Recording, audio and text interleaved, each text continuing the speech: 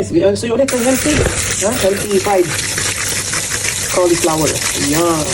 Pa-fried natin yung guys. Fried chicken. Ito parang fried chicken. Ayan. Ito natin yung maigi. Ito yung pag-budding mix na din timpla.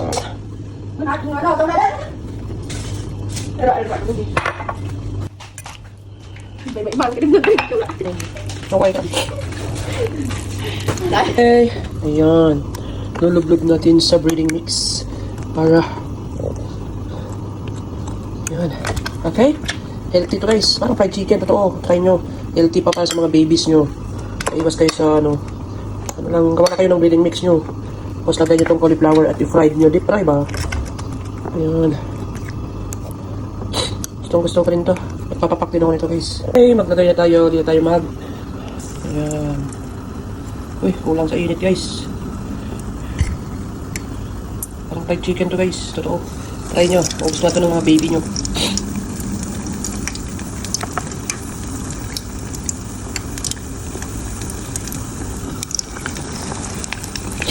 Yun. Okay. Fried chicken. Fried